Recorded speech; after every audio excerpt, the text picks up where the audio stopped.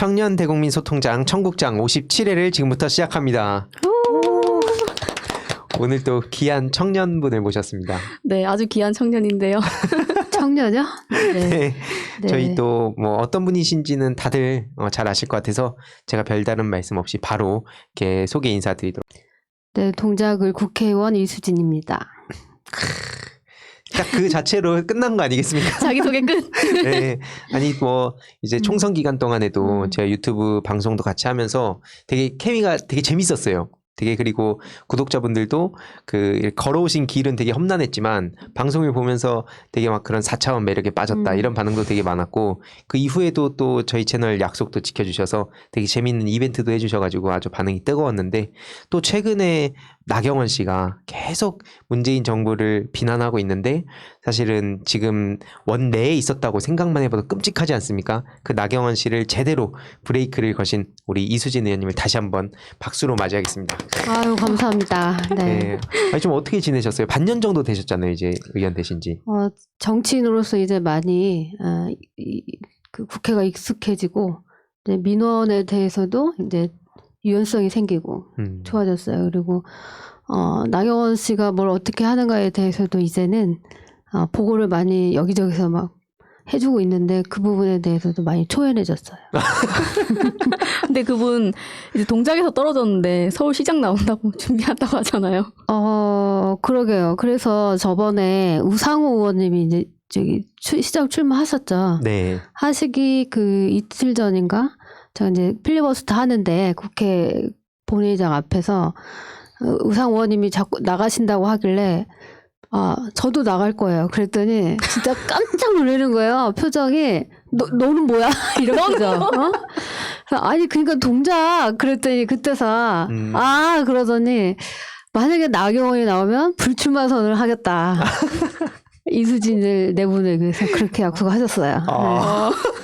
네. 약속까지. 근데 진짜 총선 때 되게 주목되는 지역이 좀 곳곳에 있었지만 동작은 진짜 전국에서 거의 세 손가락 안에 꼽히는 지역 아니었습니까? 그 이후에 국회의원 되시고 나니까 좀 어떠세요? 언론에서도 저도 종종 이제 연락을 드리긴 했지만 언론에서 과하게 또 이렇게 때리시더라고요. 국회의원 되고 나서도요? 그 우리 의원님을. 제가 예를 들면 그 파묘 주장 일제 친일파 친일 반민족 행위자들의 묘를 이장을 해야 된다라고 이제 얘기를 했었는데 그 부분 가지고도 과하게. 근데 저는 그게 논란이 되는 게 이상했어요. 맞아요. 저도 그게 제 상식이었거든요. 거기 현충원이라는 데가 뭐 하는 데죠? 그렇죠. 나라를 지키신 분들이 거기에 묻히셔야 되는데 근데 저희가 왜냐면 새날 이 방송 자체에서 그 민족문제연구소 실장님을 모시고 저희가 이런 교육방송 비슷하게 이렇게 그런 방송도 하거든요. 근데 거기에 보면은 지금 오히려 현충원에 정말 좋은 자리에 좋은 터에 오히려 친일 반민족 행위자들이 묻혀 있어요. 이게 말이 안 되는 거죠.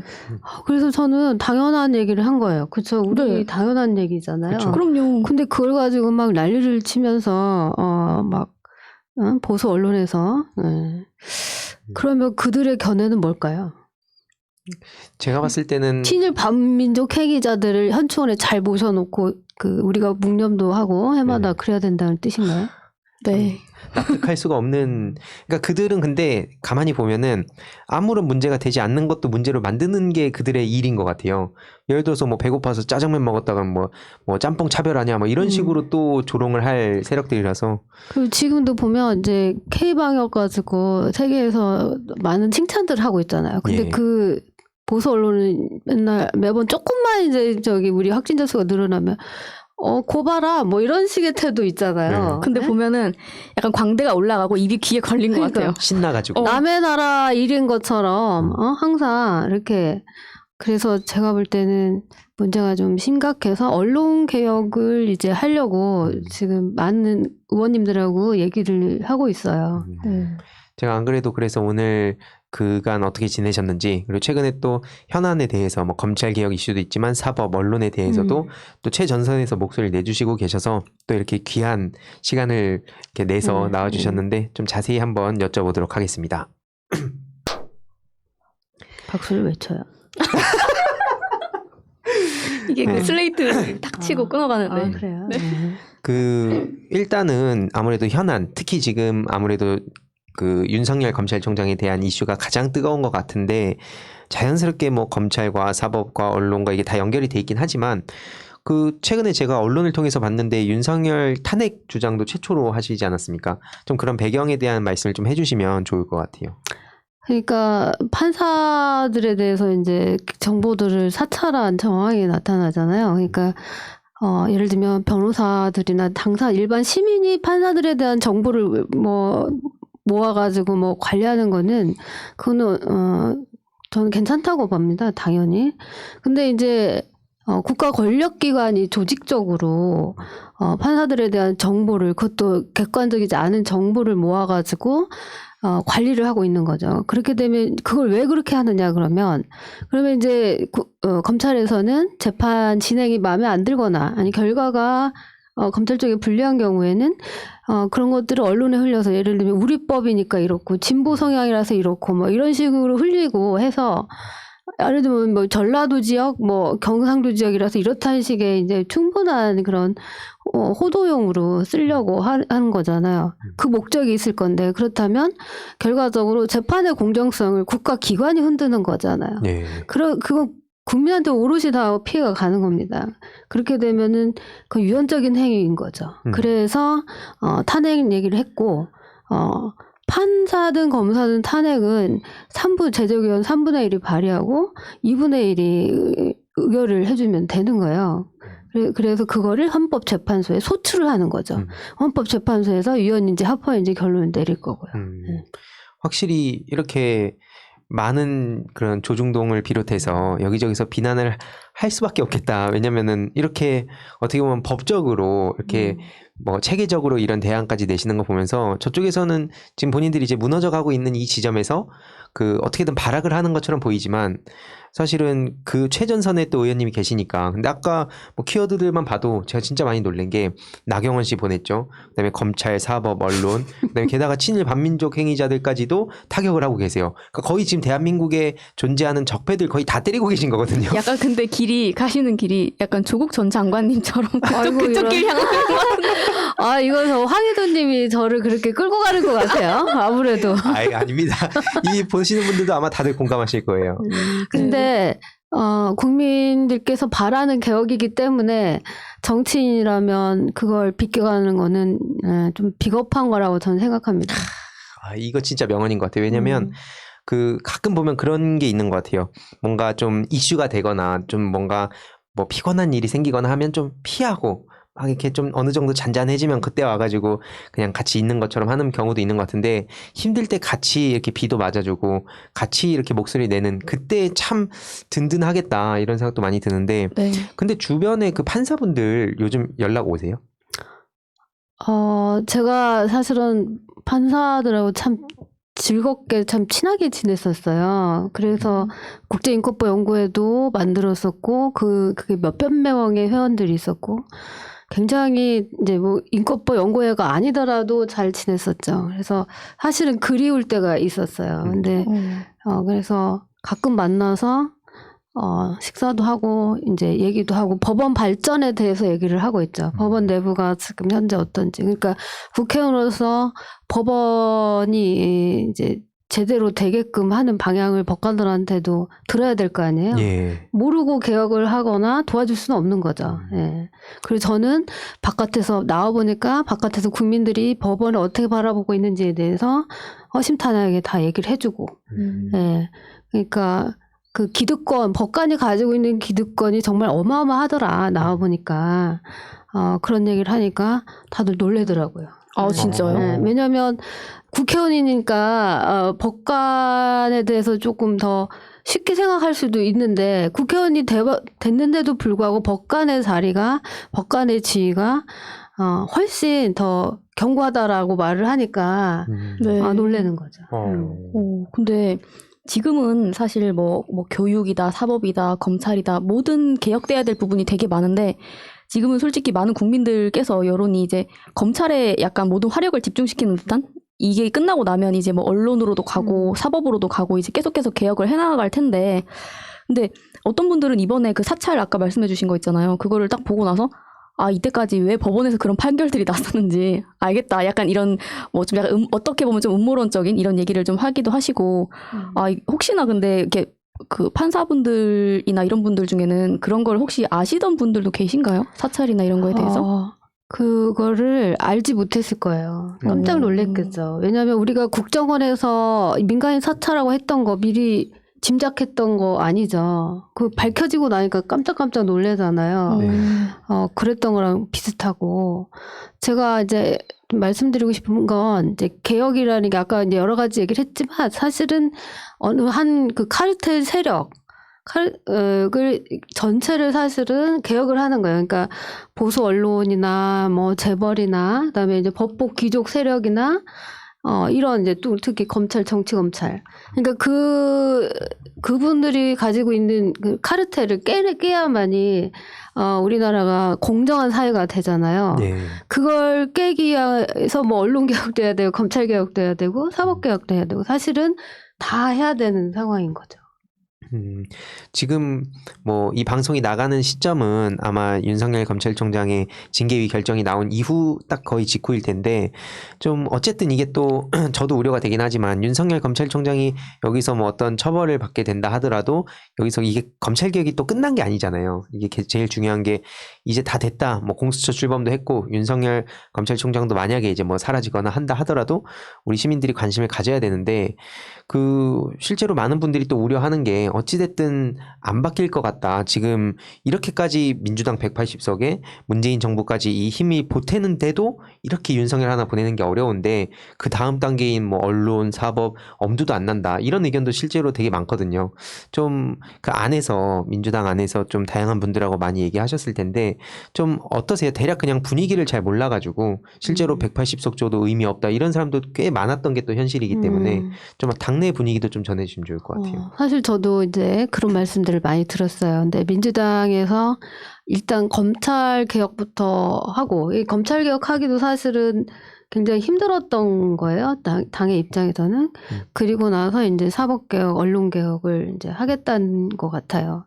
근데 검찰 개혁하면서도 이제 그 국회의원이 많으니까 다 이제 뜻을 거의 다 모아야지 되는 상황이잖아요. 네. 그래서 힘들었던 것 같은데 검찰 개혁은 검찰 내부에서 이제 검사들이 개혁을 하고자 하는 움직임이 없었잖아요. 네.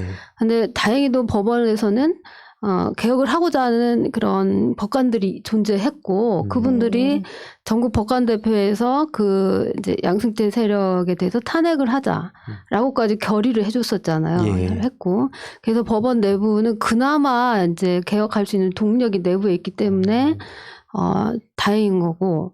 근데 이제 앞으로 그보다 이제 언론 개혁이 더 이제 힘들 거라고 보고 있고, 네, 그래서 그 부분에 대해서 굉장히 정밀하게 해야 되는 거고, 그런 부분에서는 제가 조금 더 이제 말씀들을 좀 많이 드려야 될 것 같아요. 법원 내부에 대해서 아시는 분들이 좀 적기 때문에, 그래서 제가 그거를 알려드리기 위해서 굉장히 말이 많이 늘었어요. 말이 많아졌다고 해야 되나? 계속 붙잡고 얘기를 해야 돼요. 네. 사실은 제가 다른 분야의 일을 잘 모르듯이 그분들도 법원 내부의 일을 잘 모르세요. 그러니까는 그렇죠. 계속 얘기를 해야 되죠. 아니 그 요즘 가장 친하게 지내시는 분 누구세요? 예전에 정청래 의원님도 좀 종종 같이 뵀었는데. 정청래 의원님은 여전히 친하고, 네. 그다음에 이제 이무경 의원도 친하고 장경태 의원이 굉장히 저를 약을 많이 올려요. 아, 친한 게 아니라 약을 많이 올려요? 네, 약을 많이 올리고. 뭐라고 약을 올리나요? 어제도 이 가를 찍어야 돼. 가라고 써야 되잖아요. 네. 필리버스터 중단, 네. 동의. 그럼 가를 해야 돼. 거기다 점 찍어도 안 되고, 뭐, 다 무효표 나면 큰일 나는 거잖아요. 네. 한두 표가 막, 그러는데, 갑자기 저한테 막 오더니, 사람들이 이수점이라고 한대요. 제가 점 찍어서 무효표됐다. 안 그랬는데. 그리고 도망가는 거죠. 네. 계속 저를 약올려서 제가 우리 이제 그 한준호 의원한테 네. 상의를 했어요. 한준호 의원은 그 MBC에서 쫓겨날 때 네. 방송 능력 취약으로 쫓겨났고 저는 이제 대법원에서 쫓겨날 때 업무 능력 부족으로 이제 쫓겨났는데 그거 두 개를 그 두 사람 얘기를 장경태 의원이 들은 거예요. 아, 근데 이제 업무 능력 부족이라고 놀려먹은 게 거의 100번은 놀려먹은 것 같아요, 저를. 그 이제 한준호 의원도 놀려먹을 것 같아요. 그래서 한준호 의원한테 어떻게 할 거냐, 이 사태를. 대책 회의. 네. 그랬더니 장경태가 여자친구가 생기면 그때 보자고. 아, 지금 그러고 있어요. 아. 네. 그리고 이제 사실은 이제 영입대 인재들하고는 다 친하게 지내고 있고 이제 제가 이제 재미가 생긴 게 재선 3선, 4선 의원님들 한 분 한 분 알아가는데 재미가 생겼어요. 오. 굉장히 그분들이 내공이 장난이 아니더라고요. 사실은 그냥 이렇게 생기신 거는 밋밋하게 생기셨는데 사실은 내공들이 다 있고 또 재능도 있고 그러더라고요. 와, 반년간 참 많은 걸 또 느끼시고 많은 또 새로운 취미를 또 찾아가신 것 같은데 국회 이야기가 보면 저희는 그러잖아요. 이제 TV 보면 되게 심각한 상황이고 뭔가 이런데 그 안에서는 또 되게 사람 사는 세상 같다는 게 네, 장경태 의원이 놀리고 도망가고. 그렇죠. 진짜 막 이러고 오더니 이수 점 아니냐고. 아, 조만간 그 장경태 의원님도 아마 나오실 것 같은데 네. 그때 한번 좀 제가 이렇게 책임을 묻겠습니다. 좀 조심해달라고 해주세요.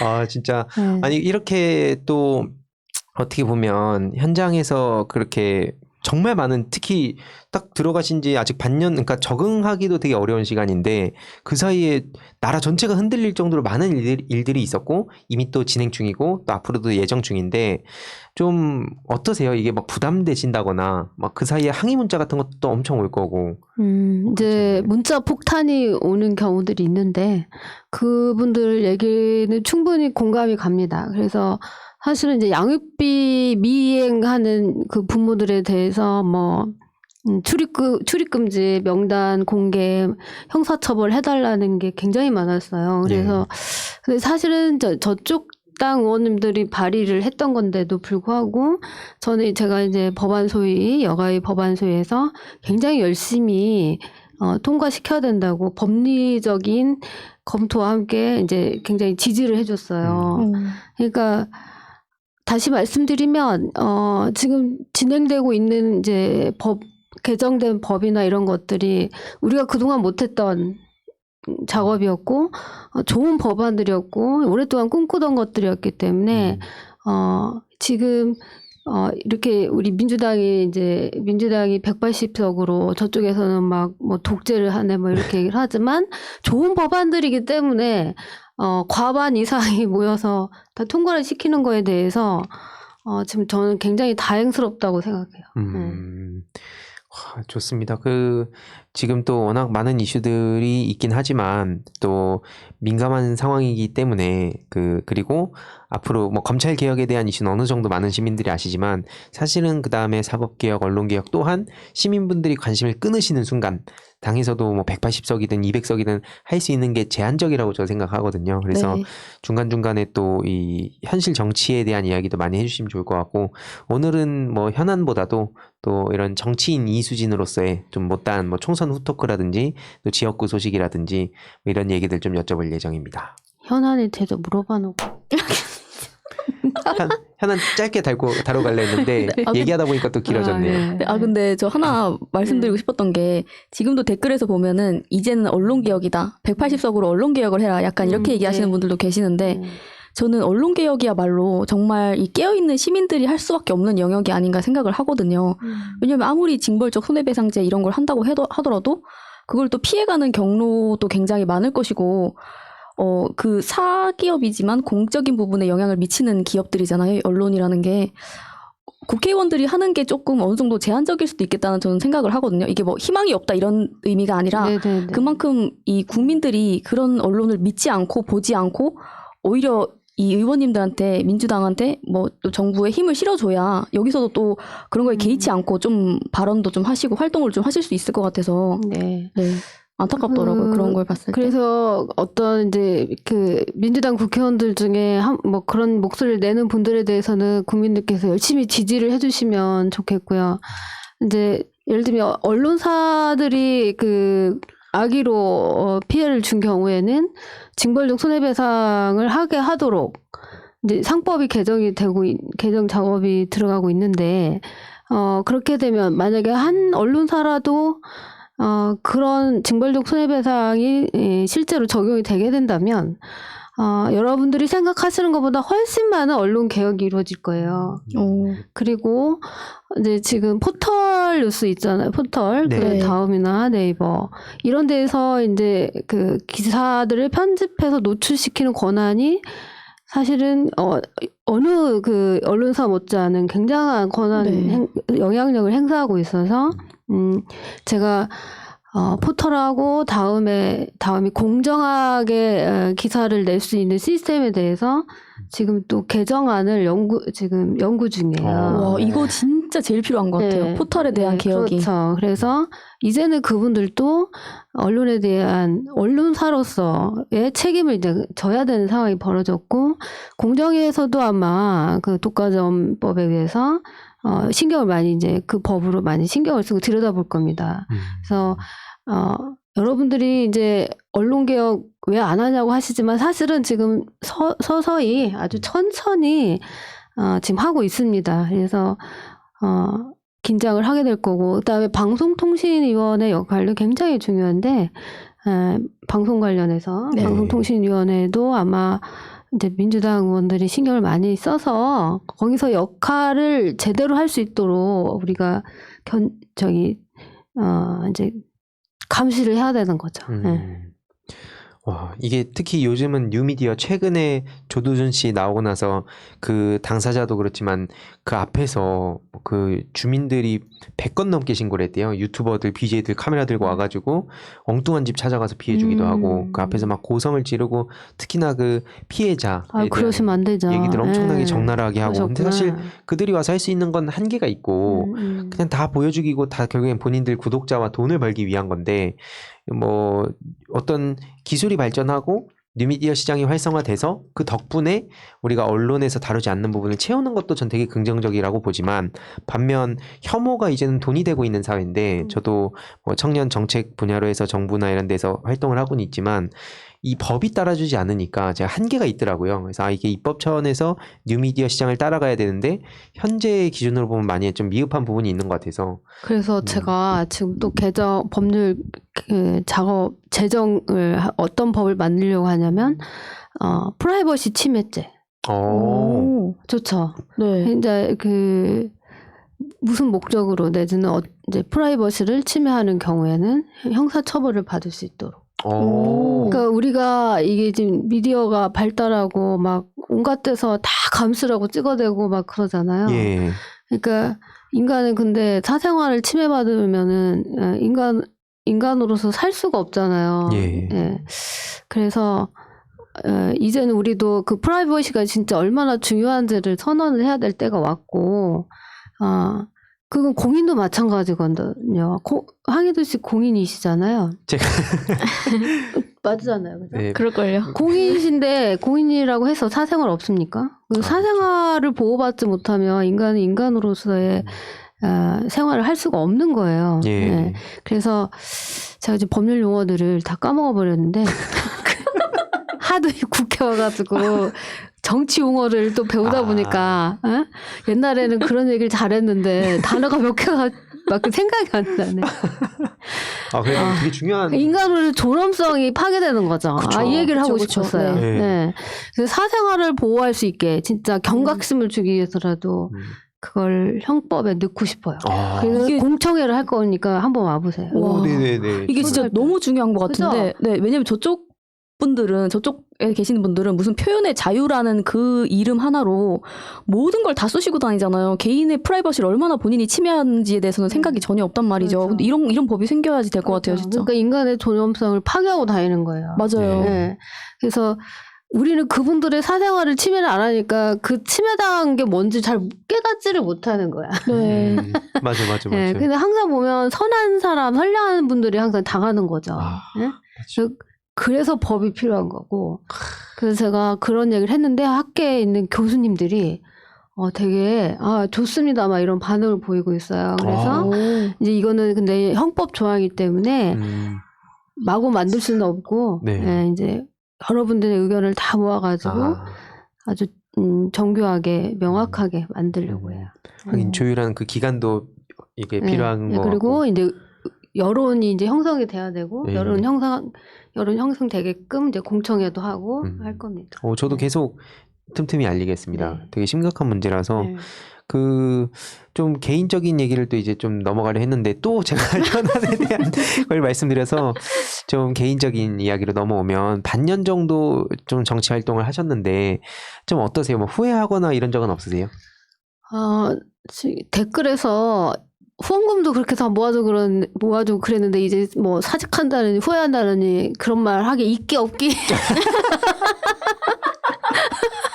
오늘 또 했다가는 이제 혼나는데 하여튼 그건 과거지사 그러니까 한 2, 3주 전까지만 해도 좀 많이 좀 후회도 했는데 지금은 이제 댓글을 보면서 정신을 바짝 차렸어요. 이게 지금 그렇게 할 때가 아니구나. 네. 열심히 하죠. 네.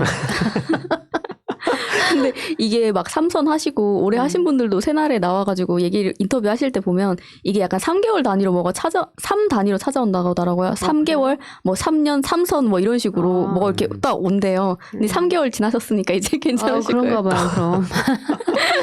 아니, 좀 요즘 잠은 얼마나 주무세요, 그러면? 되게 바쁘실 것 잠은 같아요. 필리버스터 때는 거의 잠을 못 잤어요. 맨날 국회에서 지금 대기조에 걸려가지고. 근데 그리고 나서 잤더니 되게 피곤하고 오늘 아침에는 또 재판에 갔었잖아요. 네. 그러니까 매일매일 좀 요즘은 좀 피곤해요. 네. 아니 그 재판은 좀 어떠셨어요?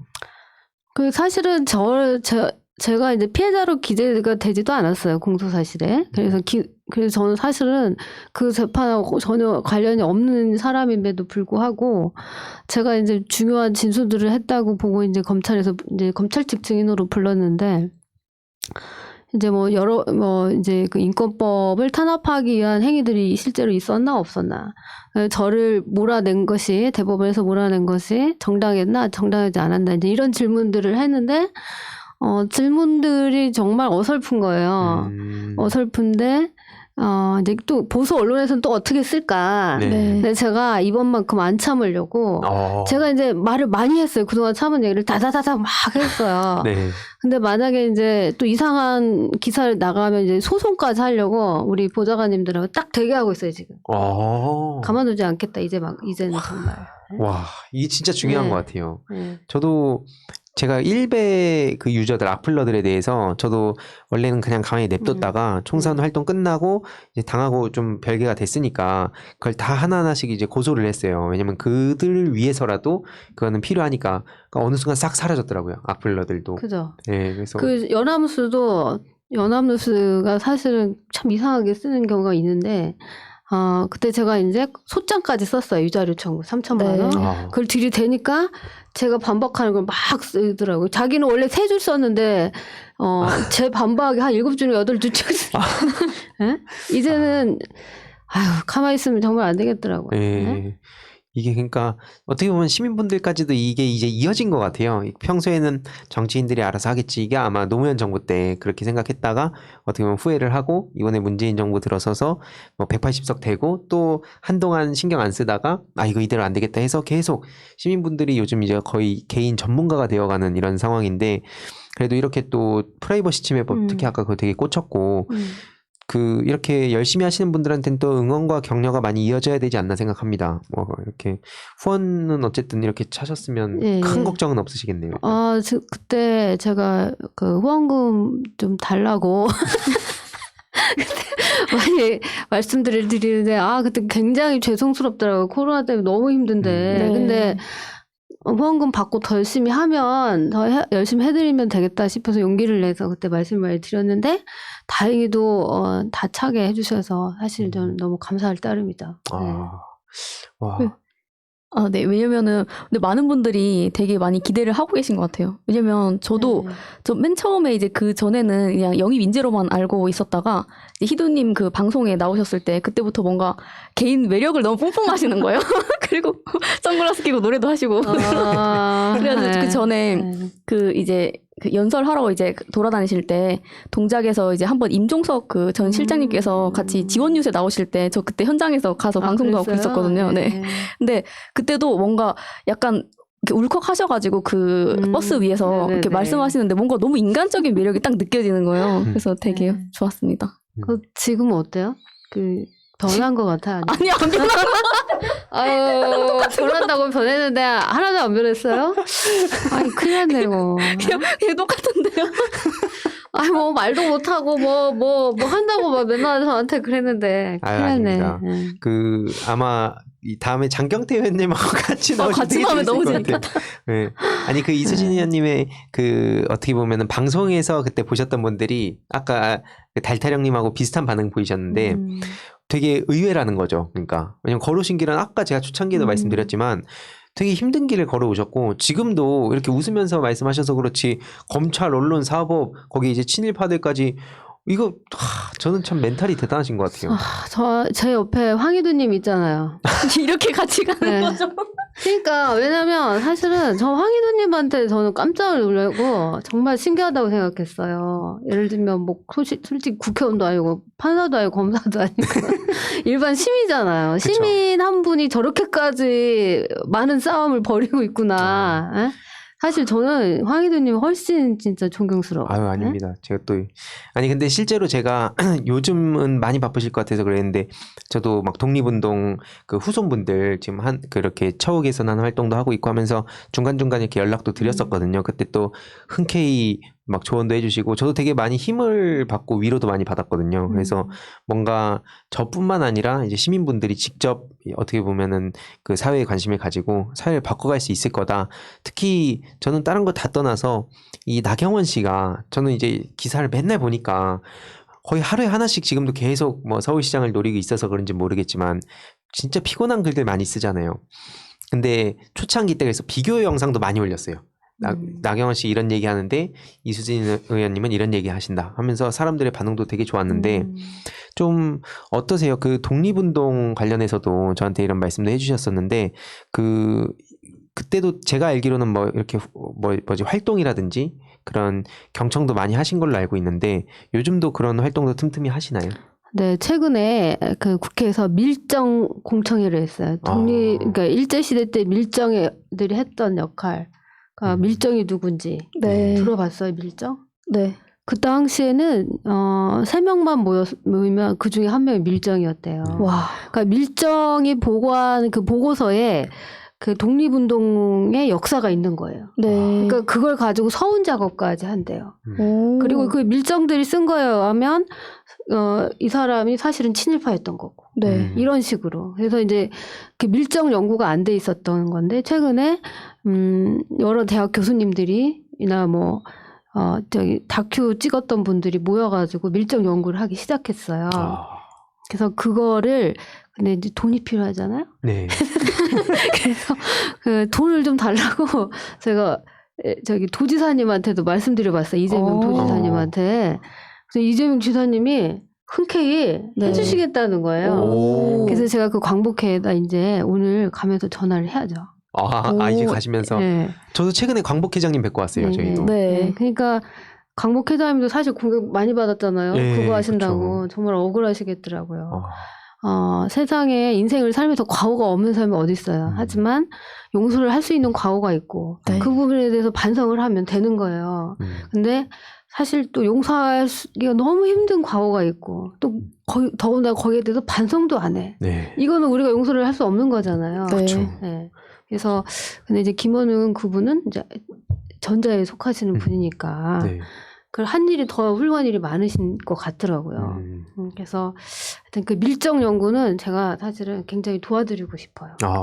이거 되게 유익한 저희 정보인 청년들도 것 같아요. 같이 할 수 있는 게 있으면 저희도 단체를 아예 만들었거든요. 그렇죠. 네. 한번 또 추후에 연락 드려가지고 청년들이 같이 참여하고 청소년들이 뭔가 이렇게 문화예술적으로 이걸 알리는 게 되게 중요하겠다. 근데 중요한 건요, 밀정들이 그 지금 뭐 어디 사학재단에 뭐가 돼 있고 막 이러는 거예요. 맞아. 이게 아까 말씀드렸잖아요. 여기 민족문제연구소에서 방송하는 거에도 들어보면 죄다 막 이거 무슨 군인의 아버지, 뭐 해군의 아버지, 네, 육군의 아버지, 그러니까. 죄다 친일파인 거예요. 음악하는 부분도 교육하는 부분도 전부 다 친일파더라고요. 아직까지도. 그러니까 밀정들이 뭐 지금 그러니까 친일파뿐만 아니라 밀정들까지 네. 지금 그때 이제 지금 정말 잘 사는 세력이 돼 있잖아요. 네.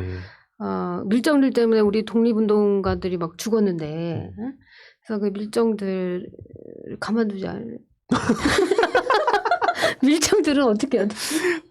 근데- 밀정 연구를 제대로 해야 된다. 너무 속 시원하시고 이렇게 네. 하니까 어떻게 후원금이 안 찰 수가 있겠어요. 그러니까요. 그런가요? 네. 근데 이제 이런 말을 못하는 정치인들은 정치를 하지 말았으면 좋겠어요. 와, 왜 정치합니까? 이거 따옴표 딱 와, 멋있다. 그렇잖아요. 솔직히. 맞아요. 국민을 위해서 해야 될 말을 못 하려면 뭐하러 정치를 해요? 근데 저는 솔직히 말하면 이 말씀하신 게 너무 상식선이라고 생각이 네. 되거든요. 근데 이게 좀 약간 여의도로 넘어가고 하다 보면 안 되는 것 같아요. 조중동이 뭐라고 할까봐 무서워서 말을 못 해요? 그러면 정치를 하면 안 되죠. 돼요, 안 돼요? 안 되죠. 네. 저도 안 그래도 가끔씩 보면은 이게 답답해 보이는 분들이 좀 있거든요. 여의도를 쭉 보면. 이름 적으세요. 데스노트네요. 데스노트. 블랙리스트야. 근데 진짜 이렇게 네. 웃으면서 얘기는 했지만 되게 중요한 말씀이신 것 같아요. 네. 왜냐면 국민들의 뜻을 대변하려고 정치인이 되는 거지. 본인 뭐 이렇게 배지 한 번 더 달고 뭐 스펙 쌓으려고 정치하는 게 아니잖아요. 네. 그래서 저는 두려워하지 말자. 우리 민주 진영에서도. 그래, 맞아요. 그 두려움이라는 단어는 굉장히 말씀을 잘하신 거예요. 오히려 젊은 이제 혈기 있는 의원들은, 민주당 의원들은, 누나 내가 가서 그냥 파줄게 이래요. 뭐 판다는 얘기인지 아시죠? 네. 뭔지. 그거. 현충원에 얘기해도 가서. 되나? 네. 뭐 얘기를 왜 못해요? 그죠. 아니 이렇게 얘기하면 뭐가 죄가 되나? 그러니까. 아니요. 왜 저는 못해요? 너무 좋아요. 예? 근데 왜 못하시는 거예요? 왜 아니, 못해요? 저는 해도 이상한데? 상관없는데. 제가 왜 저 이미 다 전 국민한테 조중동에서 정말 고맙게도 다 소문내줬는데 광고를 해줬잖아요. 이제 와서 제가 말 안 하면은 뭐 아닌 게 되나? 그렇죠. 진짜 좋다. 근데 예를 들면 재선 3선 하신 분들 중에 그런 말을 하면 동양 사상이 안 맞다는 둥. 제가 그날 할 말을 읽고 네. 자 동양 사상.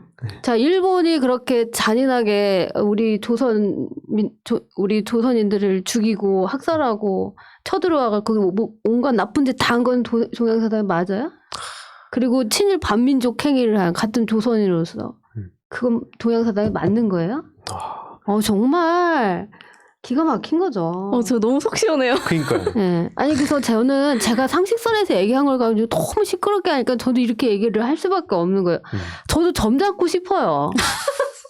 점잖게 말씀하시잖아요. 그래요? 그러니까 아니 이장을 해야 됩니다. 아니면 이장 안 하면 이장 안 해도 좋습니다. 그 앞에 친일 반민족 행위를 한 거에 대해서 이렇게 표지를 만들어 놓겠습니다. 딱 여기까지예요. 근데 이걸 가지고 그냥 어마무시하게 저를 갖다가 진짜 저도 이렇게 쭉 그 1년의 사태 그때 저도 이렇게 한 전화를 몇 번 드렸던 것 같긴 한데 진짜 해도 너무한 것 같고 특히나 저는 좀 가슴 아팠던 게 애초에 저 친일 반민족 행위자들 그리고 거기에 붙어먹었던 사람들은 애초에 그럴 걸 알았지만 뭔가 좀 진보적이고 뭐 개혁적 성향의 사람들이 여기서 뭔가 몸을 사린다던가 뭔가 아니면 이건 좀 너무 나가는 것 같은데라는 입장을 보일 때 너무 힘이 빠지더라고요. 그 두려움이라는 건 이제 당해보지 않았기 때문에 가지고 있는 거죠. 네. 그 황희두님 많이 당해봤잖아요. 네, 그쵸. 저도 많이 당해봤잖아요. 그럼 그게 별거 아니라는 걸 알아요. 그쵸. 그러니까 그 다음부터는 더 용감하게 네. 나설 수가 있어요. 그게 별거 아니라는 걸 아니까. 맞아요. 왜냐하면 보수 언론에서 아무리 욕을 해도 우린 그런 사람 아니기 때문에 네. 상관이 없는 거예요. 상관이 없는 거예요. 근데 이제 많은 분들이 아직 당해보지 않아가지고 좀 두려워하시더라고요. 네.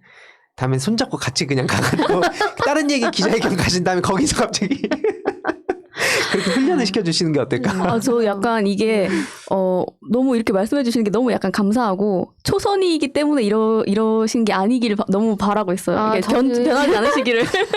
왜냐면 재선을 해야 되겠다, 3선을 해야 되겠다라고 처음부터 생각들을 하시게 되면 이렇게 조금 명확하게 분명하게 공격을 하거나 비판을 할 수가 없어요. 네. 왜냐하면 그분들도 저를 찍는 한 표가 되기 때문에 근데 저처럼 한 번 하고 간두는 나는 각오로 하면 와. 아닌 건 아니고 긴 건 긴 거죠. 아. 그래서 이것도 말을 하지 말라고 하더라고요. 한 번 하고 그만둔다는 말도. 지역구에서 절대 안 된다고. 아. 근데 그런 저의 언론을 맡고 있어요, 지금. 이래저래. 예. 근데 저는 그럴 각오로 일을 하고 있어요. 오.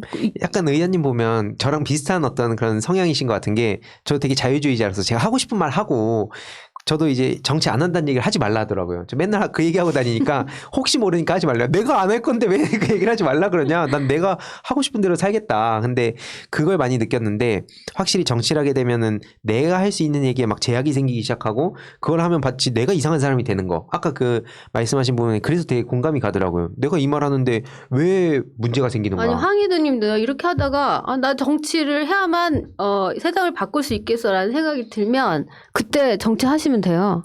그리고 황희도님하고 저는 서로 지켜줘야 돼요. 그리고 우리 달타령? 네. 뭐라고 그랬어요? 네, 달타령 분도 우리를 지켜주셔야 되고, 우리 둘이 서로 지키면 네. 돼요.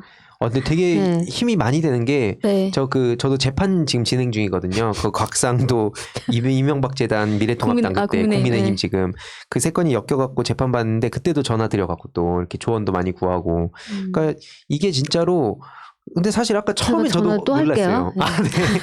처음에 놀랐는데 아까 말씀하신 거에 공감하는 게 그냥 당하더라도 세상은 그대로 똑같이 그냥 돌아가고 있더라고요. 근데 그리고 약간 이게 악의적으로 누가 이용 안 했으면 좋겠다는 생각도 드는 게 나는 한 번만 할 뒤를 돌아보지 않는 그런 각오로 임하시는 건데 이거를 또 나중에 또 얘기해가지고 뭐 한 번 하니 두 번 하니 만약에 이렇게 발목 잡는다고 만약에 하면 정말 제가 2번 하는 게 너무 싫은 사람이 있다면 2번 하겠습니다. 그 나경원이 그럴 것 같은데요? 그렇죠? 아, 그렇죠. 네. 그래야지. 내가 등골이 서늘해지는. 아니 이게 가만 보니까 처음에 황희도 씨가 그 내가 나베 킬러다 하고 처음에 활동을 하셨는데 보니까 진짜 킬러 영이 아니, 우리 둘이 킬러예요. 공동 킬러인데 이제 뭐냐면 해보니까 훌륭한 사람, 좋은 사람이 결국 이기는 거라. 그리고 착한 사람이 결국은 이기고 그거는 국민들이 너무 잘 명확하게 판단을 해주시더라고요. 네.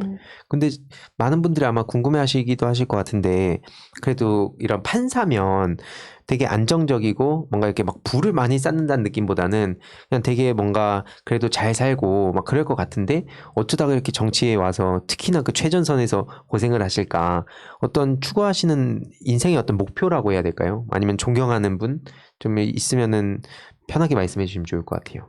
존경하는 분이 누구냐고요? 예. 사실 법관일 때는 그 가인 김병로 초대 대법원장님을 존경했었고요. 왜냐하면 법관으로서 굉장히 강직하게 사법부의 독립을 이뤄내신 분이었고, 그 다음에 이제 그 일제시대 이후에 뭐였죠? 그 나경원이 왜 얘기했던 반민특위를 잘 운영을 해서 이제 친일 행위했던 사람들을 처단을 하려고 했는데 이제 그 공격을 받고 그게 와해가 되잖아요. 네. 근데 처음에 그분이 굉장히 노력을 했었어요. 그래서 되게 법관이었을 때 그분을 존경했고 정치인이 되니까 노무현 대통령이 그리워지더라고요. 그러니까 지금 정치인으로서 해야 될 말이 있을 때 시원시원하게 하고 항상 깃발을 걸고 이렇게 합시다. 안 따라와줘도 어쩔 수 없고 시대가 받쳐주지 않고 국민이 사실 거기까지 생각이 못 미쳐서 안 따라와주는 것도 자기 운명으로 받아들이고 좀 인생 자체는 조금 노무현 대통령의 인생은 약간 슬픈 면, 애잔한 면이 있지만 정치인으로서는 굉장히 그런 부분에 있어서 매력적이다. 그러니까 저도 그렇게 정치인으로서 그렇게 하고 싶어요. 예. 가만히 있거나 이러는 거 말고 정말 해야 될 말이 있을 때는 하고 사실은 국민이 그렇게 해달라고 뽑은 거니까 우리가 해야 될 말 당신 대신 해주소 한 거니까 그럴 때 가만히 입 다물고 어떻게 돌아가는지 본 다음에 뒤늦게 얘기하고 이런 거는 정치인으로서는 안 맞는 것 같아요. 그래서 그 부분에 있어서 제가 노무현 대통령을 굉장히 좋아하게 됐어요. 근데 약간 저 궁금한 게 이번에 그 사찰 관련해가지고도 이렇게 법관들은 이게 막 우리 분노했다 이렇게 한 번에 놀랬다 이렇게 한 번에 일어나는 게 아니라 그 뒤에 조용히 자기들끼리 회의하시고 약간 뭔가 되게 안정성을 추구하고 이런 이미지인데 이렇게 하고 싶은 말 다 하고 이렇게 이런 스타일이신데 그 판사하시면서 좀 힘든 건 없으셨어요? 그래서 판사할 때 그 국제인권법 연구회를 만들었었고 인사모 그 유명한 인사모도 만들었었고요. 물론 많이 시켰죠. 그리고 법관 대표회의 때도 그런 얘기들에 대해서 앞장을 서는 항상 적극적으로 하는 입장이었고요. 예. 그렇지 않으면 개혁을 할 수가 없어요. 누군가 앞장서서 얘기를 해주지 않으면 어느 조직이든 개혁이 될 수가 없잖아요. 그 앞장선 사람이 다치고 좀 희생당하고 그런 게 있어야만 바뀌는 거니까 그냥 그런 역할들을 하려고 노력을 했어요. 이게 참 언론이 저는 진짜 때로는 야비하다는 생각까지 했던 게 아까 뭔가 자극적으로 해서 욕 먹어라 만약에 이런 거는 막 대문짝만하게 보도를 하고 정작 내가 알려야 될 내용들은 제대로 다루지도 않고 뭐 솔직히 아예 안 다루는 건 둘째치고 이걸 왜곡해버린다던가 이런 것도 되게 많은 것 같은데 뭐 예를 들어서 저도 국회의원분들 보면 좀 언론에서 이렇게 공격을 하는 정치인들을 보면 지역구 소식도 내가 이렇게 많이 챙기고 있는데 언론에서 자꾸 중앙정치에서 싸우는 것처럼만 비추니까 그런 애로사항이 있더라고요. 또 지역에서 열심히 하는 분들은 또 그런 거를 또 막 부러워할 때도 있고 혹은 뭔가 걱정할 때도 있고 막 다양한데 지역구에서도 되게 많이 이것저것 하시지 않습니까? 좀 그런 얘기를 편하게 여기서 해주시면 좋을 것 같아요. 근황? 그래요. 아까 이제 기자분들이 정치인들이 잘하는 것도 좀 기사화 시켜주고 그 기사 자체의 퀄리티도 많이 높여줬으면 좋겠고 그래서 이제 조금이라도 좀 덜 실망하게 했으면 좋겠어요. 그렇지 않으면 완전히 정말 개혁의 대상으로 마구 가는 거거든요. 그래서 지역구에서 이제 제가 뭐 했냐고요. 네. 그 상권 르네상스라고 해서 네. 중소기업부에서 이제 한 지역에 대해서 돈을 한 80억 정도를 네. 지원을 해서 인프라 구축을 해주는 사업이 있는데 그게 이제 제가 그 우리 동작에 있는 주민들하고 같이 노력을 많이 해가지고 그 선정이 됐어요. 그래가지고 되게 기뻐하세요. 사당에 계신 분들이. 그다음에 흑석동에 이제 고등학교 유치를 해야 되는데 그것도 이제 조희연 교육감님하고 약속을 3번이나 만나가지고 그분의 그 미적지근한 태도 또 의원님 스타일 아니시죠? 또 미적지근하고 이런 거는. 한 번 더 만나서 근데 이제 증인들이 있기 때문에 정청래 의원님이랑 증인이 있어요. 그래서 하기로 했어요. 근데 이제 그것만 하면 저는 재선이 돼요. 그게 이제 너무 빨리 막 한다고 지금 속도 조절 해야 됩니다. 일단 재선을 일단 박아놓고 나 하고 싶은 말 하겠다 이제 나. 그 딱 좋지 않아요? 너무 좋아요. 너무 좋아요. 이게 진도를 일찍 끝내놓고 자기 할 거 놀고 노는 그런 학생처럼. 최고죠. 어쩌다 그렇게 됐네. 네, 아무튼 저희가 오늘 그 시간이 되게 또 빨리 흘러갔는데 아무튼 뭐 오늘 못다한 얘기들 특히 앞으로 이제 진짜 시작이죠. 오늘 뭐 이 방송이 마침표라기보다는 반년 동안의 이수진 의원님의 근황을 간략하게 듣고 이제 특히 검찰 넘어서 사법에 대해서 할 때는 지금보다 훨씬 더 많은 공격이 벌써부터 예상이 되거든요. 네. 뭐 그때 그래서 뭐 이탄희 의원님도 계시고 뭐 이렇게 판사 출신 의원님도 계시지만 그 이수진 의원님에 대한 공격이 쏟아질 때 우리 시민분들이 그걸 보고 막 외면하거나 그러면은 동력이 안 생기는 것 같아요. 그렇죠. 네. 외면하지 마시고 지지를 해주셔야 되고 저는 지지해 줄 것이라고 믿고 있어요. 네.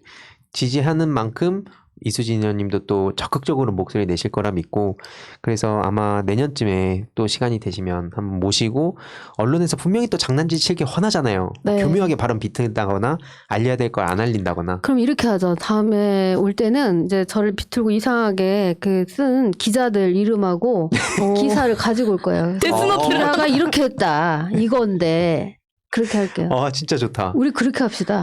좋네요, 완전. 사진도 띄워놓고. 왜 그들만 우리를 이렇게 못 살게 굴어요? 그러니까요. 아니 제가 진짜 웃겼던 게 어떤 보도를 이상한 보도를 한 기자를 그 이렇게 찾으면 나오잖아요. 네. 그래서 기자의 이름과 사진을 띄워놨더니 되게 싫어하는 거예요. 그러니까. 맞아요. 근데 웃긴 게 왜 저희들은 우리는 사진 그렇게 그냥, 하고. 예, 전시를 해놓고 아 진짜 우리 우리 있잖아요. 다음에 한번 그 작업을 해보죠. 모아가지고. 네. 완전 좋습니다. 사실 제가 선거 때 그렇게 허위 보도한 기자들 지금 사실 소송을 해야 하는데 시간 없어서 못하고. 일단 소송을 먼저 하시고 그럼 나와가지고 얘기 한번 해주세요. 그러니까 이제 우리 보좌관들이 제발 소송에서 벗어나달라고.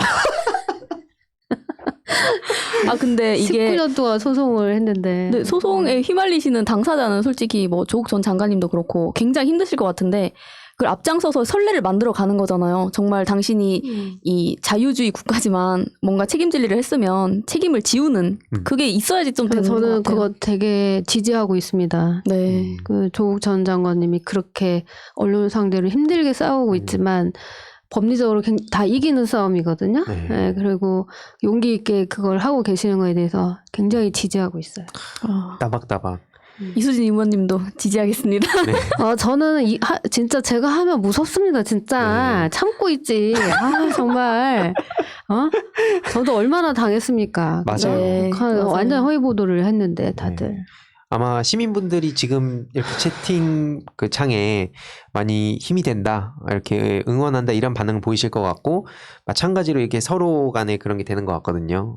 시민분들이 응원 한 말씀이라도 해주시는 게 우리 의원님한테는 한 걸음이라도 더 나가실 수 있는 또 동력이 되니까 종종 이렇게 모시고 이 사법개혁, 언론개혁 진행 과정이 또 어떻게 되고 있는지 특히 아까 말씀 주셨던 프라이버시 침해법 이것도 굉장히 중요한 것 같아서 공론화 차원에서도 또 모시고 아유, 고마워요. 아유, 네, 별 말씀. 네. 저희들이 감사합니다. 네. 혹시 마지막으로 좀 하시고 싶은 말씀 편하게. 네, 사법개혁에 대해서는 제가 법원조직법을 굉장히 대대적으로 고치는, 법원 조직을 고치는 법안을 지금 냈습니다. 근데 아직 법사위 통과가 안 됐고, 그 부분에 대해서 다음에 여기 와서 여러분들께 그 개혁 내용에 대해서 말씀을 드릴게요. 그러니까 지금 법원이 어떻게 국민과 해야 되는지, 어떤 시스템을 만들어야 되는지에 대해서 여러분들께 좀 쉽게 알려드리겠습니다. 와. 완전 좋습니다. 네. 진짜 진짜. 필요한 거예요. 네. 내년에 빨리 모셔야겠는데요. 네. 1월 달에 바로 잡죠, 날짜. 아무쪼록 우리 동작을에 이 이수진 의원님을 오늘 모시고 방송을 해봤는데 시간이 오늘도 굉장히 빨리 갔습니다. 근데 또 연말이 다가오는데 건강관리 다들 잘 하시고 내년에 또 중요한 소식 그렇게 가지고 우리 의원님 또 모시도록 하겠습니다. 예, 감사합니다. 우리 황희두님 좀 저번보다 좀 덜 밝은 것 같은데 소송에 치여가지고 그런지 모르겠는데 힘을 좀 내시죠. 같이 그리고 힘내도록 우리 하겠습니다. 예쁜 달타령님 곧 뵙겠습니다. 네, 또 못 뵙겠습니다. 네, 오늘 57회 청국장 여기서 마치겠습니다. 감사합니다. 고맙습니다. 현재로 저들을 물리치자. 바이러스에게는 마스크가 없다. 어서 가자 바이러스보다 먼저. 그러니 내일보다 먼저 가자. 우리들의 희망을 형제이게 하자. 설령 그것이 내일이라 해도 현재로 저들을 물리치자. 바이러스에게는 마스크가 없다. 어서 가자 바이러스보다 먼저.